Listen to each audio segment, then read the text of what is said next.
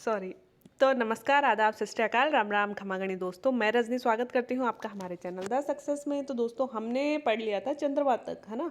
और उसके बाद में मैंने एक वीडियो बनाया जो ये भूवैज्ञानिक कालक्रम मापक्रम दिया हुआ है, सारणी जो दी हुई है, उसका मैंने आपको जो पिछला वीडियो हमारा आया है वो इसी पे आया है। और इसको मैंने हाथ से लिख के थोड़ा सा जो हमको आसान याद हो जाए उस तरह से समझाया, ठीक है। आज हम पढ़ेंगे चंद्रमा। तो हमने पढ़ लिया था ना, द बिग स्प्लेट की घटना हुई थी जिसके कारण चंद्रमा बना था, ये वो। और पृथ्वी का उद्भव आई थिंक हमें पढ़ना है, तो यहाँ से शुरू करते हैं। पृथ्वी का उद्गम मतलब इस सारणी के अलावा जो पार्ट बच गया उसे हम पूरा करते हैं। और उससे पहले सबसे इम्पोर्टेंट बात, चैनल को सब्सक्राइब करके रख लो, क्योंकि 9th की एनसीईआरटी में पढ़ा चुकी हूँ, 10th की पढ़ा चुकी हूँ, 11th का फर्स्ट पार्ट शुरू कर दिया है। और जहाँ तक एक कोई सब्सक्राइबर है जिसका मैसेज आता है मैडम जुलाई तक एनसीईआरटी कंप्लीट करवा दो, तो जी बिल्कुल मैं जुलाई तक कंप्लीट करवा दूंगी, क्योंकि आपको पता है 16th से स्कूल की भी छुट्टियाँ होने वाली हैं, तो मेरे पास एनफ टाइम भी रहेगा। और डेली का मतलब जब स्कूल की छुट्टियाँ हो जाएंगी तो मैं कोशिश करूँगी कि डेली का लेक्चर आ जाए अपने, है ना।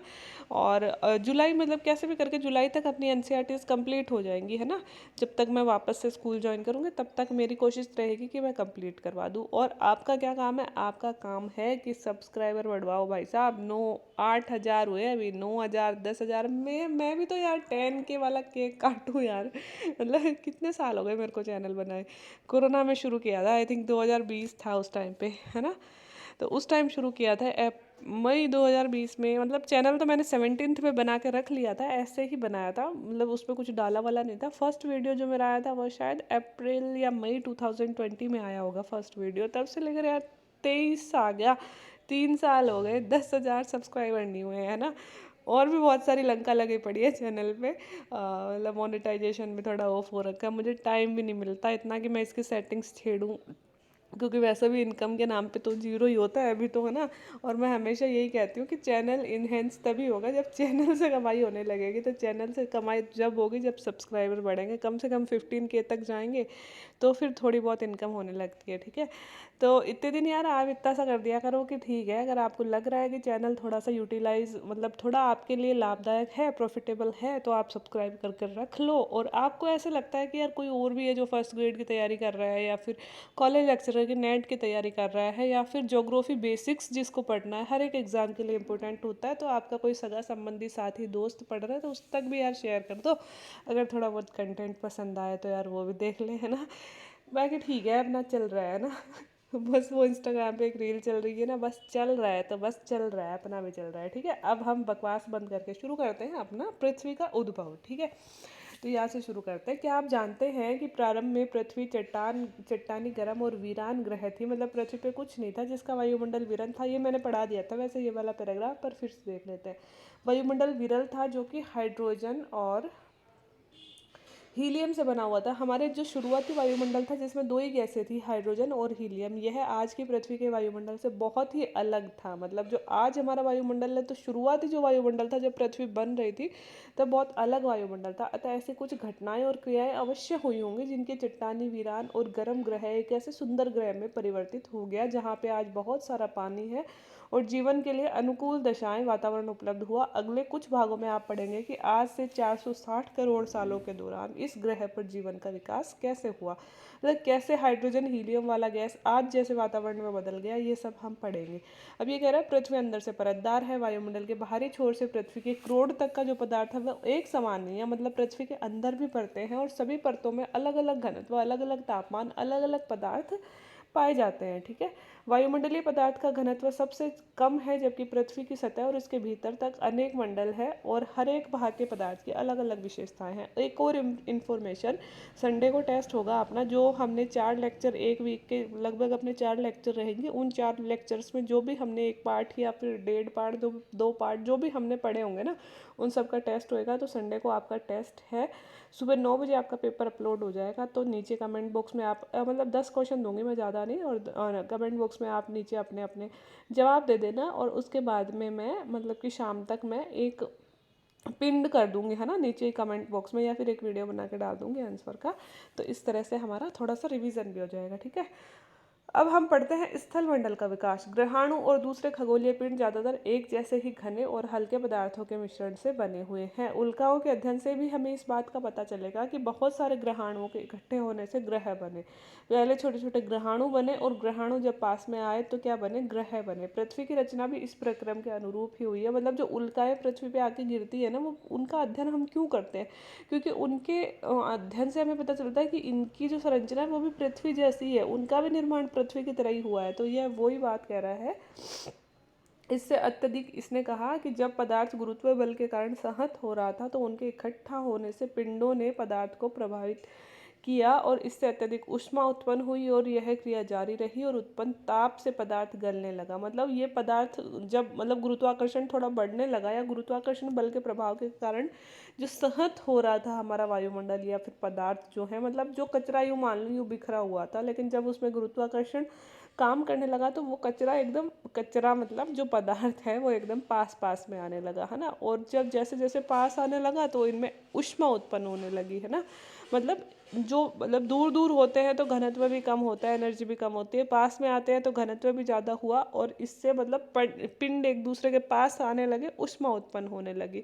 और यह ऊष्मा इतनी तेज उत्पन्न होने लगी धीरे धीरे कि ये जो पदार्थ हैं वो ज़्यादा ताप से पिघलने लगे, गलने लगे।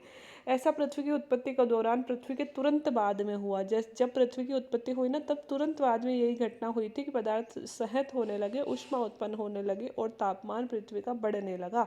अत्यधिक तापमान के कारण पृथ्वी की आंतरिक रूप से पृथ्वी द्रव अवस्था में रह गई और तापमान की अधिकता के कारण ही हल्के और भारी पदार्थ के घनत्व मिश्रण वाले पदार्थों के घनत्व के अंतर के कारण अलग होना शुरू हो गए और इसी अलगाव से भारी पदार्थ जैसे कि लोहा पृथ्वी के केंद्र में चला गया और हल्के पदार्थ पृथ्वी की सतह के ऊपरी भाग में आ गए, एक तरफ आ गए। समय के साथ यह ठंडे हुए और यह पृथ्वी ठोस अवस्था में परिवर्तित हो गई, छोटे आकार के परिवर्तित होकर छोटे आकार के हो गए। अंतोतगत्वा यह पृथ्वी की भूपरपट्टी के रूप में विकसित हो गए। हल्के और भारी पदार्थों के घनत्व वाले पदार्थों के पृथक होने की इस क्रिया को विभेदन कहते हैं। बहुत इंपॉर्टेंट टर्म है, याद कर लेना, ये लिखा हुआ है विभेदन, विभेदन डिफ्रेंशिएशन, है ना, ये कहते हैं। और चंद्रमा की उत्पत्ति के दौरान भी, ये बाद में पढ़ेंगे। इसने देखो इतनी देर क्या बताई, इसने बताया कि पृथ्वी की उत्पत्ति आखिर हुई कैसे, कि पहले पदार्थ यूँ बिखरे हुए थे, धीरे धीरे गुरुत्वाकर्षण बल से पास आने लगे तो तापमान बढ़ने लगा और तापमान बढ़ने लगा तो ये पदार्थ पिघलने लगे।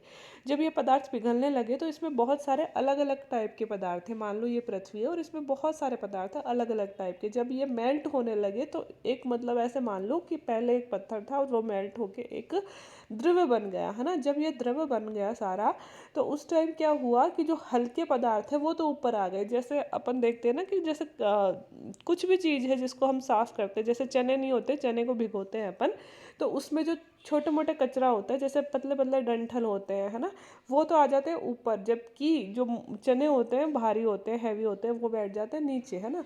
तो यही सेम पृथ्वी के साथ भी हुआ कि जो डंठल वगैरह है, मतलब पतले पदार्थ है, वो तो ऊपर आ गए, ऊपरी परतों में आ गए पृथ्वी के, और जो भारी पदार्थ है वो निचली परतों में बैठ गए। जैसे कि भारी पदार्थों में क्या था, लोहा वगैरह था, ठीक है, ये सब कहाँ बैठ गया, ये सब नीचे बैठ गया, है ना।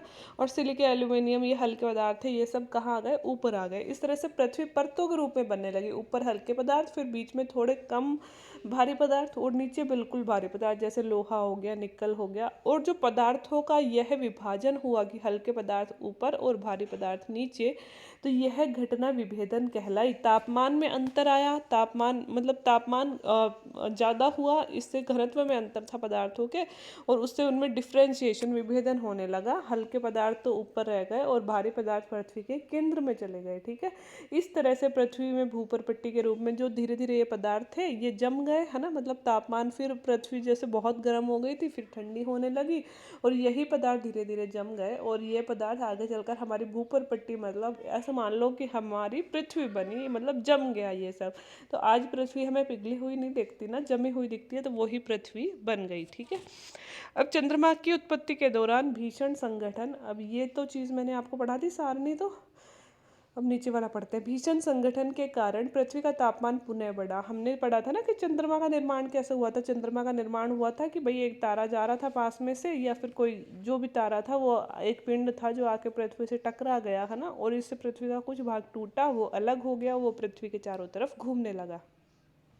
इस घटना को हमने कहा द बिग स्प्लैट। और द बिग स्प्लैट की जब घटना हुई तो क्योंकि बहुत बड़ा कोई तारा या पिंड पृथ्वी से आके टकराया, तो जैसे टकराया तो फिर से पृथ्वी का तापमान पुनः बढ़ गया। हम मतलब आप देख लो, जैसे दो पत्थर हाथ में लो और उन्हें बहुत जोर से मतलब टक्कर मारो एक दूसरे से, तो आप देखोगे कि वो पत्थर वहां से गर्म हो जाएंगे। ऐसे ही पृथ्वी के साथ हुआ कि जब पृथ्वी में चंद्रमा बनने वाली घटना हुई, बिग स्प्लैट हुआ, तो वह टकराया हमसे और टकरा कर मतलब फिर से गर्म हो गया। अब मान लो ये पृथ्वी है, ये हमारी जम गई थी, ठीक है, पदार्थ जम गए थे। अब एक बहुत बड़ा पिंड आया, ये हमसे टकराया और टकरा कर जो हमारी जमी हुई पृथ्वी थी वो पुनः मेल्ट हो गई, तापमान हमारा फिर से बढ़ गया। अब जैसे तापमान बढ़ा, अब ये जमा हुआ था, मान लो बर्फ थी, बर्फ बन गई थी, अब ये पिघल गई, पिघल गई तो वो पानी हो गया।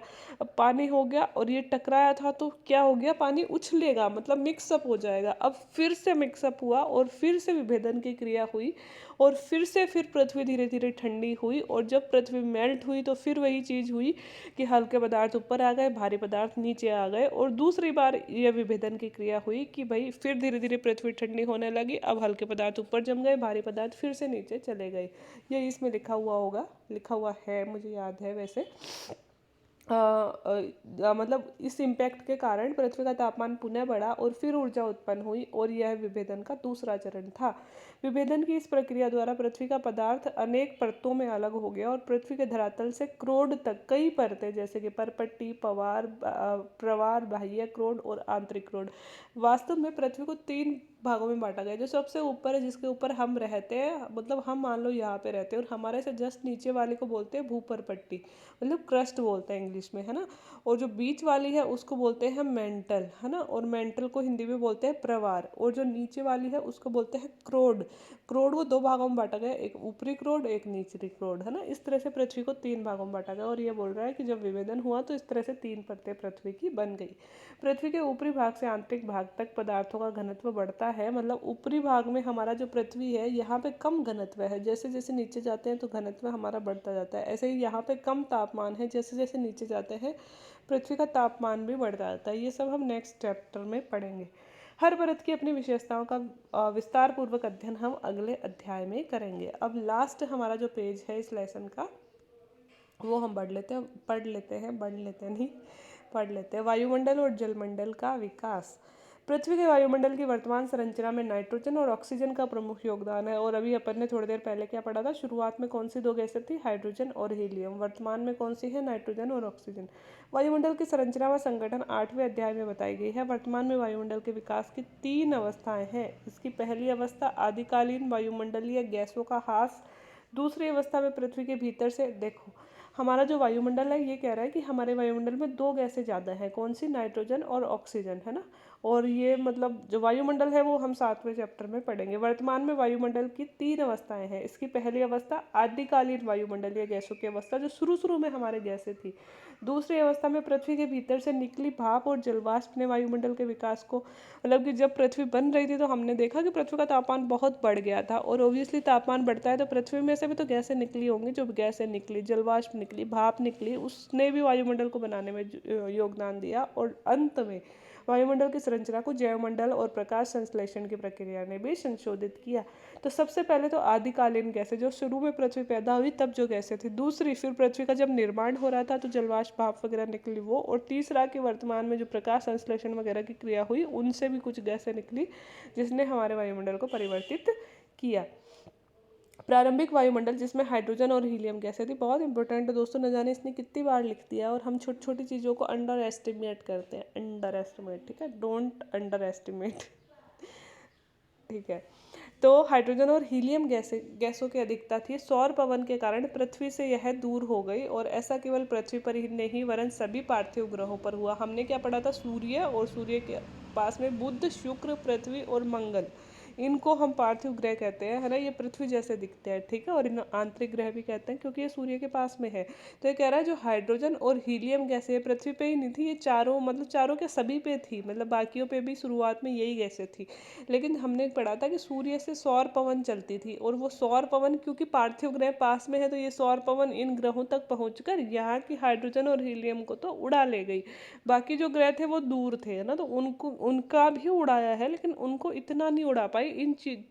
चारों की जो मतलब गैसें हैं हाइड्रोजन और हीलियम उनको उड़ा ले गई। इसने यही लिखा है कि सौर पवन के कारण ये पृथ्वी से दूर हुआ, और ऐसा केवल पृथ्वी पर ही नहीं वरन सभी पार्थिव ग्रहों पर हुआ, अर्थात सभी पार्थिव ग्रहों से सूर्य के पवन के प्रभाव के कारण आदिकालीन वायुमंडल या तो दूर धकेल दिया गया या फिर समाप्त हो गया। यह वायुमंडल के विकास की पहली अवस्था थी। तो वायुमंडल की पहली अवस्था कौन सी थी कि भाई हमारे हाइड्रोजन हीलियम थी, लेकिन सौर पवन उसको उड़ा के ले गई। तो वो वायुमंडल तो लगभग हमारा खत्म हो गया, क्योंकि सौर पवन की गति बहुत तेज थी और हमारी जो प्रारंभिक गैसें थी उनको उसने लगभग खत्म कर दिया। दूसरा, जब हमारा विभेदन हुआ और पृथ्वी ठंडी होने लगी, वो दूसरा चरण आएगा।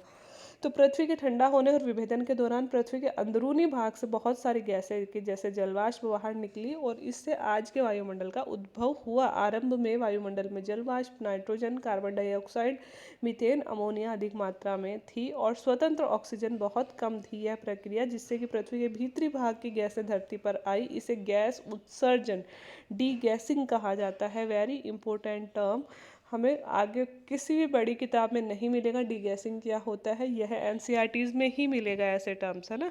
तो और लगातार ज्वालामुखी विस्फोट के कारण वायुमंडल में जलवाष्प व गैस बढ़ने लगी। पृथ्वी के ठंडा होने के साथ साथ जलवाष्प का संघनन शुरू हो गया। वायुमंडल में उपस्थित कार्बन डाइऑक्साइड गैस के वर्षा के पानी में घुलने से तापमान में और अधिक गिरावट आई, फलस्वरूप अधिक संघनन और अत्यधिक वर्षा हुई। पहले एक बार समझा देती हूँ। जब हमारा विभेदन हो रहा था, मतलब पृथ्वी गर्म होकर जब ठंडी हो रही थी, तो ठंडी होते समय पृथ्वी से अलग अलग तरह की गैसें निकल रही थी, जैसे कि जल वाष्प, nitrogen, carbon dioxide, methane, ammonia, ये सारी गैसें हमारे मतलब वायुमंडल में जाने लगी। और अब वायुमंडल में हाइड्रोजन, हीलियम के अलावा ये गैसें आने लगी, जल वाष्प, nitrogen, carbon dioxide, methane, ammonia. लेकिन ऑक्सीजन इस अभी कम थी, क्योंकि ऑक्सीजन नहीं निकल रही थी पृथ्वी से, ठीक है। और इस प्रक्रिया से जो पृथ्वी के भीतरी भाग में गैसें थी, जो पृथ्वी के अंदर गैसें थी, क्योंकि पृथ्वी अब ठंडी हो रही थी और पृथ्वी से लगातार गैसें निकल रही थी, तो वो अब क्या आने लगी, वायुमंडल में जाने लगी, पृथ्वी के भीतरी भाग की गैसें। और इस प्रक्रिया को हमने क्या कहा, गैस उत्सर्जन कहा ना, डी गैसिंग कहा। अब इस टाइम पे जैसे पृथ्वी ठंडी तो हो ही रही थी, उस टाइम पे लगातार पृथ्वी में बहुत सारे ज्वालामुखियों के विस्फोट भी हो रहे थे। और ज्वालामुखी का विस्फोट जब होता है तो आपको पता है कि उसमें से बहुत तरह की गैसें निकलती है, साथ ही जलवाष्प भी निकलती है, वो सब भी निकल रही थी और वो सब भी मतलब हमारे वायुमंडल में जा रही थी। अब जैसे जैसे पृथ्वी ठंडी होने लगी, पृथ्वी का संघनन होने लगा, है ना। संघनन जैसे जैसे होने लगा तो वायुमंडल में जो कार्बन डाइऑक्साइड पहुंच रही थी, और कार्बन डाइऑक्साइड पहुंच रही थी तो कार्बन डाइऑक्साइड अब पानी में मिक्स होने लगी। और जैसे ही कार्बन डाइऑक्साइड वो संघनन होता है तो वातावरण क्या होने लगता है, अब धीरे धीरे ठंडा होने लगता है, और पृथ्वी के तापमान में अब क्या होने लगी, गिरावट आने लगी। अब जितना ज़्यादा संघनन हो रहा था उतनी ज़्यादा बारिश आ रही थी, उतनी ज़्यादा बरसात आ रही थी। और पृथ्वी के धरातल पर जो भी गड्ढे वड्ढे जो भी थे, वो उनसे हमारे तालाब, समुद्र, ये सब बनने लगे, ठीक है। हम कहते हैं कि मतलब शुरुआती जो बारिश हो रही है, क्योंकि लगातार ज्वालामुखी विस्फोट, लगातार गैसें जा रही है, गैसें ऊपर जा रही है, संघनन हो रहा है, संघनन हो रहा है, बारिश आ रही है, लगातार बारिश आ रही है, इससे हमारे जो गड्ढे भरने लगे और इससे हमारे महासागरों का निर्माण हुआ। पृथ्वी पर उपस्थित महासागर पृथ्वी की उत्पत्ति से लगभग 50 करोड़ सालों के अंतर्गत बने। ऐसा ही नहीं है एक दिन में बारिश हुई और बन गए, 50 करोड़ साल लगे थे महासागरों को बनने में। इससे हमें यह भी पता चलता है कि महासागर 400 करोड़ साल पुराने हैं और लगभग 380 करोड़ सालों पहले जीवन का विकास प्रारंभ हुआ था। यद्यपि लगभग 250 से 300 करोड़ सालों पहले प्रकाश संश्लेषण की प्रक्रिया विकसित हुई। अब ये नहीं है कि हम हर चीज़ के साल याद रखेंगे, इतने याद रहने भी नहीं है और इतने याद पूछते भी नहीं है, ठीक है। लगभग अंदाजा होना चाहिए कि इतने साल पहले लगभग ये घटना हुई थी। तो अब 250 से 300 करोड़ साल पहले प्रकाश संश्लेषण की क्रिया होने लगी। और प्रकाश संश्लेषण की क्रिया क्या होती है, जिसमें पेड़ अपना खाना बनाते हैं, जिसमें वे कार्बन डाइऑक्साइड को तो ग्रहण करते हैं और ऑक्सीजन को निष्कासित करते हैं, वायुमंडल में छोड़ते हैं, वो शुरू हो गई। लंबे समय तक जीवन केवल महासागरों तक ही सीमित रहा। वो हमने कल भूगर्भिक सारणी में पढ़ा था कि सबसे पहले ऑर्डोविशियन काल में मछली वगैरह आई, उससे पहले कैम्ब्रियन काल में जो एल्गी वगैरह है वो बनने लगी। इस तरह से बहुत सालों तक तो महासागरों में ही जीवन था। महासागरों से पृथ्वी पर जीवन आने में बहुत सालों का समय लगा था, करोड़ों साल लगे थे, आपने पिछली भूवैज्ञानिक सारणी में पढ़ा भी है। तो प्रकाश संश्लेषण की क्रिया होने लगी क्योंकि महासागरों में अब शैलगी वगैरह ये आने लगे थे, मतलब एल्गी वगैरह, शैवाल वगैरह आने लगे थे। तो तो वो प्रकाश संश्लेषण करने लगे। प्रकाश संश्लेषण में वो क्या करने लगे, वो क्या कार्बन डाइऑक्साइड को तो खाने लगे और ऑक्सीजन छोड़ने लगे। और प्रकाश संश्लेषण की प्रक्रिया द्वारा ऑक्सीजन में बढ़ोतरी महासागरों की ही देन है, क्योंकि महासागर विकसित हो गए तो उसमें पादप विकसित हो गए, पादप विकसित हो गए तो प्रकाश संश्लेषण होने लगा, प्रकाश संश्लेषण होने लगा तो वायुमंडल में CO2 कम और O2 ज़्यादा होने लगी। धीरे धीरे महासागर ऑक्सीजन से संतृप्त हो गए और वायुमंडल में ऑक्सीजन की मात्रा 200 करोड़ वर्ष पूर्व पूर्ण रूप से भर गई। ठीक है, कितना मज़ा आ रहा है ना पढ़ने में, मतलब आप समझ रहे हो कि हमारा निर्माण कैसे होने लगा। कितना इंटरेस्टिंग चैप्टर है यार। अब जीवन की उत्पत्ति। पृथ्वी की उत्पत्ति का अंतिम चरण जीवन की उत्पत्ति व विकास से संबंधित है। निसंदेह पृथ्वी का आरंभिक वायुमंडल जीवन के विकास के लिए अनुकूल नहीं था। जो हमने देखा कि शुरुआत में सिर्फ हाइड्रोजन हीलियम वगैरह था, वो हमारे लिए ठीक नहीं था, उसमें हमारा जीवन नहीं हो सकता था। आधुनिक वैज्ञानिक जीवन की उत्पत्ति को एक तरह से रासायनिक प्रतिक्रिया बताते हैं, जिसे पहले जटिल जैव अणु बने और उनका समूहन हुआ। यह समूहन ऐसा था जो अपने आप को दोहराता था। ये बताते हैं कि जीवन की प्रक्रिया एक रासायनिक प्रक्रिया द्वारा हुई है। जीवन का निर्माण सबसे पहले जटिल कार्बनिक अणु बने और ये अणु अपने आप में समूहन करने लगे, मतलब दूसरे अणुओं को जोड़ने लगे। पुनः बनने में जो सक्षम होता है ना, उसे कहते हैं समूहन। और निर्जीव पदार्थ को जीवित तत्व में यह परिवर्तित कर सका। जो निर्जीव पदार्थ है उनमें अब जीवन आने लगा इस समूहन की प्रक्रिया से। हमारे ग्रह पर जीवन के चिन्ह अलग अलग समय की चट्टानों में पाए जाने वाले जीवाश्म के रूप में है। 300 करोड़ साल पूर्व भूगर्भिक शैलों में पाई जाने वाली सूक्ष्मदर्शी संरचना आज की शैवाल की संरचना से मिलती जुलती बोली जा सकती है। जो 300 साल करोड़ पुराना हमें एक मतलब प्रमाण मिलता है, जो लगता है कि हमारे शैवाल जैसा है। यह कल्पना की जा सकती है कि इससे पहले समय में साधारण संरचना वाली शैवाल रही होगी, मतलब पहले भी शैवाल होगी लेकिन अब जैसी नहीं। अब जैसी जो शैवाल है का प्रमाण मिला है वो 300 करोड़ साल पहले का मिला है। यह माना जाता है कि जीवन का विकास लगभग 380 करोड़ वर्ष पहले हुआ। इम्पोर्टेंट बात है, याद रख लेना कि जीवन का विकास पृथ्वी पर कितने समय पूर्व हुआ, तो 380 करोड़ वर्ष पहले हुआ। एक कोशिकीय जीवाणु से आज के मनुष्य तक के जीवन के विकास का सार हमने भूगर्भिक सारणी में देख ही लिया, जो भूवैज्ञानिक काल मापक्रम पृष्ठ 18 में दिखाया गया है कि पहले एक कोशिकीय जीव आए, फिर बहुकोशिकीय जीव आए, फिर धीरे धीरे मतलब वही वन मानुष आए, फिर होमोसेपियंस आया, धीरे धीरे अपना इंसान बना और इस तरह से पृथ्वी पर जीवन का विकास हुआ। तो ये हमारा चैप्टर नंबर 2 कंप्लीट हो गया। आई होप आपको समझ में आया होगा, साथ ही पढ़ने में भी मज़ा आया होगा। ये होती है एनसीईआरटी की खासियत, छोटे से लेवल से लेकर इतनी आसानी से चीज़ों को समझाता है कि नए से नया पर्सन भी आसानी से समझ ले। तो अगर चैप्टर्स आपको समझ में आ रहे हैं तो please do like share and subscribe my channel. बाकी वीडियो देखने के लिए थैंक यू सो मच। अपने सजेशंस और कमेंट्स करना, सजेशन कमेंट में करें ताकि मैं वीडियो को और ज़्यादा इन्हेंस कर सकूँ, क्वालिटी को, या फिर मतलब इसको इम्प्रूव कर सकूँ। ठीक है, बाकी वीडियो देखने के लिए थैंक यू सो मच।